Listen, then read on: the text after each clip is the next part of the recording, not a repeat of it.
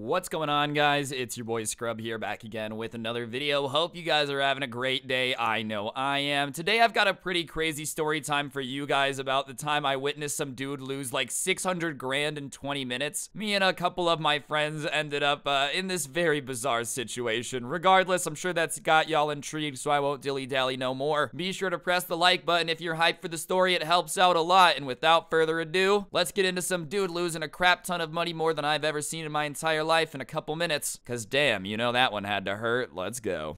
So much money you would think that it's illegal. I'm getting quiet now. Laying low when you're rich, so I'm biting out. Making out, stack the bread cause you love the sound.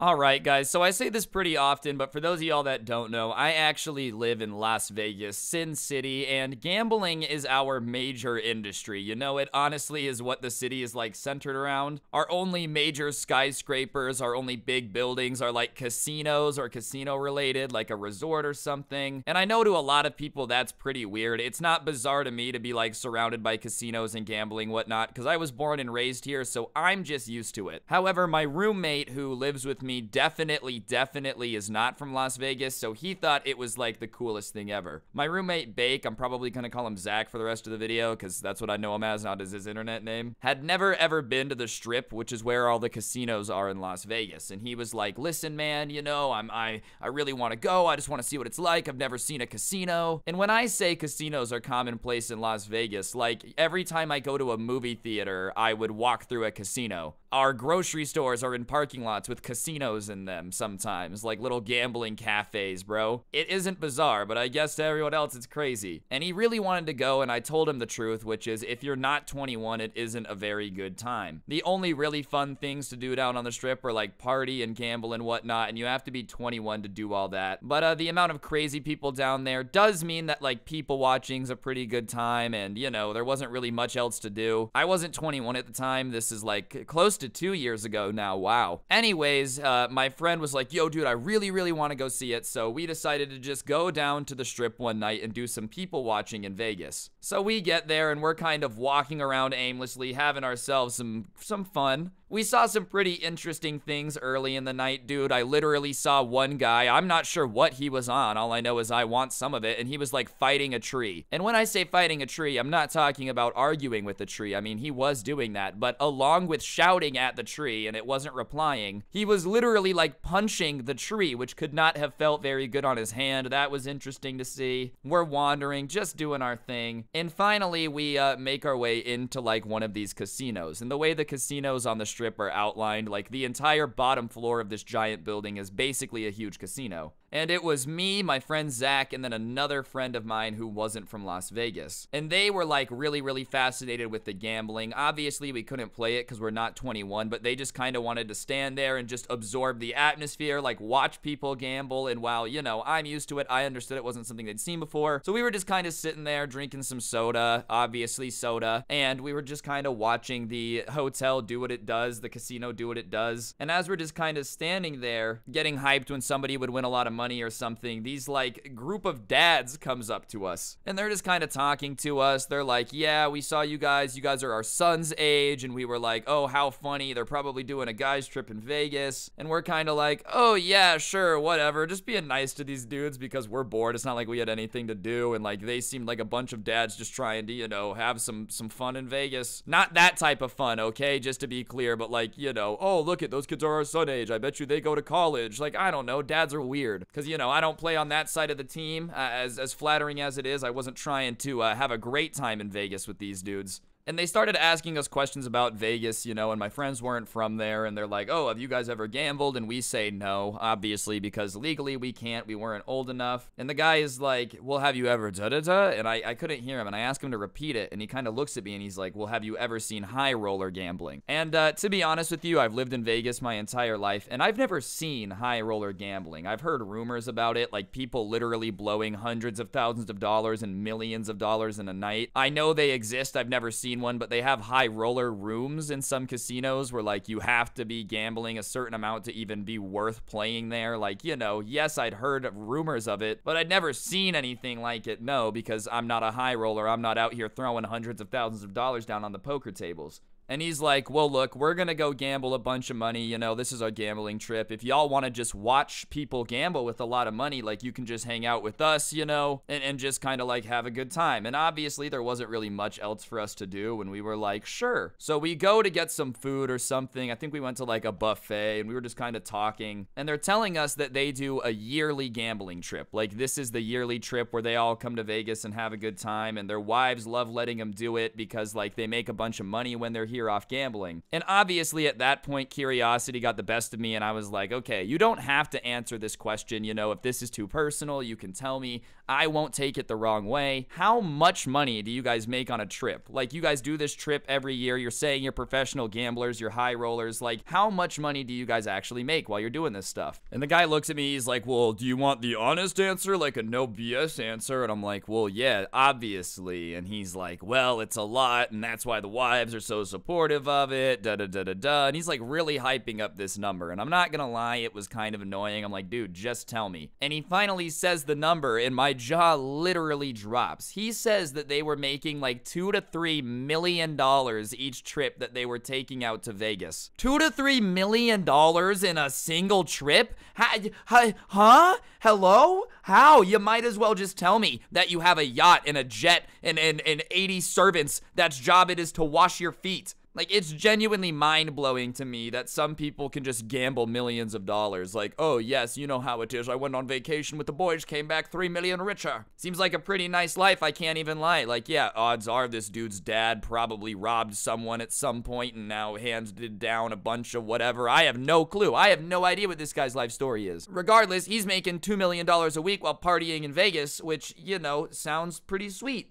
And at that point, the guy gets up from the restaurant and walks out, and I'm like, oh, well, don't we have to pay? And he's like, no, it's complimentary from me on the hotel. And they all get up and just walk out, and the waitress, like, nods and tells them to have a great day. So we're like, huh? These dudes just told us they're making $2 to $3 million a week. They're not buying things at restaurants, and they're allowed to leave. Like, what is going on, dude? Obviously, we're just fascinated at this point. So all the dudes are, like, walking out of the restaurant, and we're following them, and we ask where we're going, and they're like, all right, well, we're gonna go gamble, and you guys are more than welcome to come watch us if you want. And obviously, like I said, there isn't a ton of stuff to do when you're 21 on the Strip, and considering these guys are like apparently about to go gamble millions of dollars, yeah, that seems pretty entertaining, dude. Like, watching somebody deal with that much money, I don't know what it is, but just the pressure of it, the intensity of it is sick. And it's not my money, so if they lose, like, that sucks. It's like a real life Mr. Beast video with raining money. The only difference is it's like gambling instead of just giving it to people in need. And on the way to like the casinos after the buffet, I'm kind of asking him like, oh, what games do you play? Because I don't know a metric crap ton about gambling. I probably know more than like the average American just because I live in a gambling city. But I was expecting them to say poker or like something involving some strategy, because usually if people are consistently winning at gambling, like, it has to be a game that has some thought to it. You know, something where like it's repeating results over and over again. And they tell us that like their favorite game to play is roulette, which is pure luck. Like, okay, I'm sure somebody out there is gonna make an argument, well, technically, if you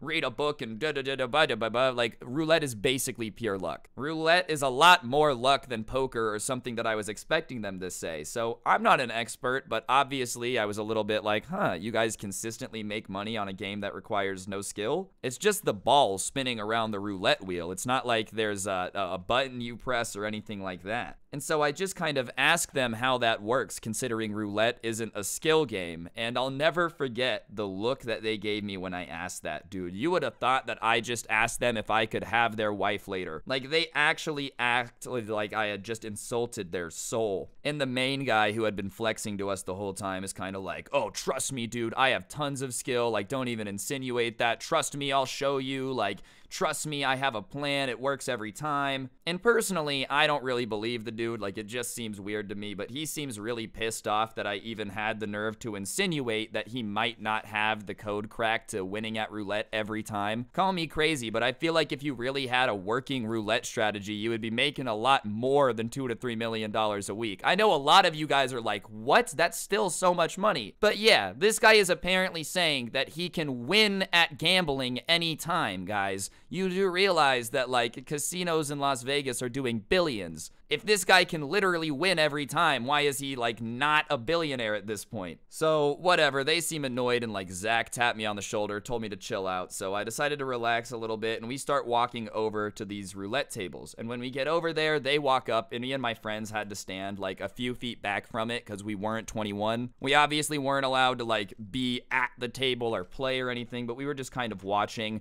And we were still close enough that we could see everything going on and hear everything going on. Like, it wasn't a situation where we weren't present, you know, they could still talk to us. They had to turn around a little bit, but we could see what was going on in the game. And the roulette wheel is just kind of sitting there. Obviously, it's like one of the most iconic gambling games, you know, the oh no, it's gonna land on red 32. Like, it's one of the most iconic gambling games. And they walk up to the table, and we're just kind of watching it, and I look over and I see Zach and my other friend's eyes kind of wide because they're like, oh, we're about to watch gambling, you know, and I don't know why they thought it was so cool. Anyways, the ringleader dude steps up all cocky, and he's like, $5,000 on green. And some of you probably know what that is. I'm gonna guess some of you don't, so I'm just gonna break it down really quick just to let you know how stupid that was. So roulette basically works in a way where if you're wrong, like, you lose all the money you just bet. So unless this guy somehow manages to get this to land on green, he's about to lose $5,000 in one roll of the roulette, right? And the odds of it landing on green are 35 to 1, so a 1 in 35 chance of it landing on green. Not very good odds. To break that to a percent, just so y'all can like understand how stupid that is, literally just under 3%, and it's a situation where, yeah, if you win, you 35x your money, so you make 175 grand. But there's a reason the saying is the house always wins. You know what I mean? Casinos are able to operate and make profit because they're really, really good at making sure that you leave with less money than you came with, you know? So unsurprisingly, it rolls and it doesn't land on green. I'm not shocked. It is like a 3% chance.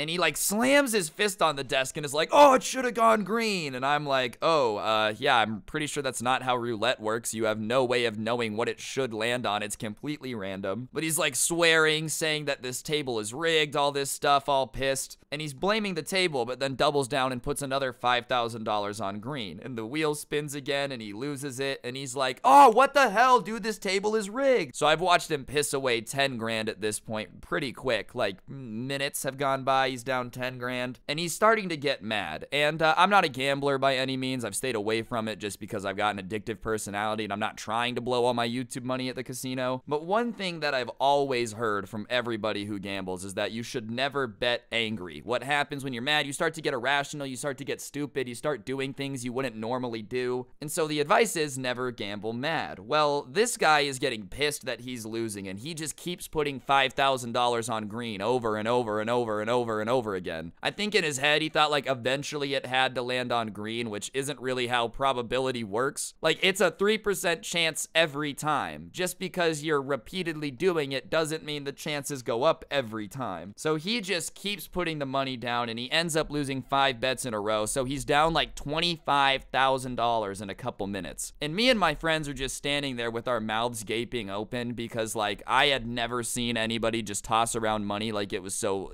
worthless before. This dude was really just throwing around $25,000 like it was play money, the way I would gamble with like Monopoly bands, and he was literally throwing around a down payment on a house like it was nothing. But when he turns around to see what's going on, he sees me and my friends kind of standing there with our mouth open, and I don't know if he was like embarrassed or what, but what he decided to do next definitely didn't make him seem smarter. He starts swearing that he's gonna win his money back, and just watch, trust me, I'll win it back. And we start telling him like, bro, you don't have to do that, it's okay. And he turns back around, and I'm like, dude, I hope he slows down, because that's another thing they literally tell you not to do when you gamble is like never swear you're gonna win back money that you've lost. They say you should only gamble money that you're willing to lose. But when he turns back around, he goes $25,000 on green. His plan was like, oh, well, if it goes green now, it'll give me 35 times $25,000, so I'll make money. And sure enough, dude, it doesn't land on green. Who would have thought? And the guy is sitting here pissed. Like, surprise Pikachu, the strategy hasn't worked once for you, and you just keep doing it. That's not the best move. And when he loses the $25,000, he doesn't get mad. He doesn't even say anything. He literally is just silent. He doesn't talk to his friends. He doesn't turn around. He's just grimacing and looking like he's questioning his life, which honestly, I would too. Like, how could you not? He's literally down 50 grand in a couple minutes, and it looks like he's just kind of sitting there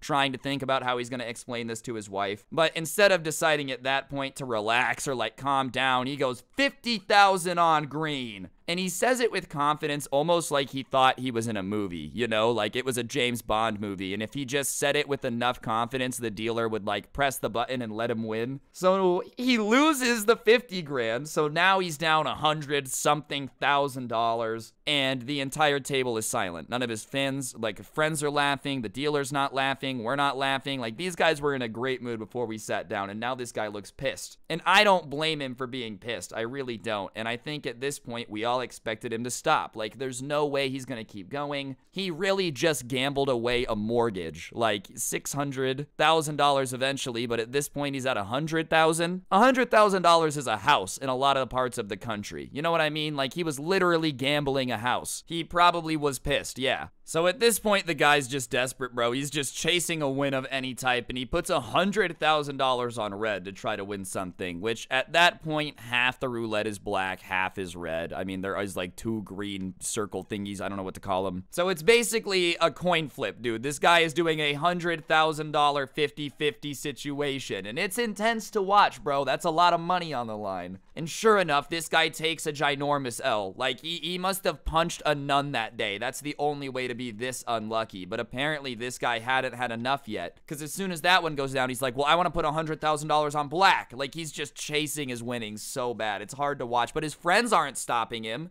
And I don't know this dude. I've never been in a situation like this before. It's just hard to watch. Like, we're like, what is going on?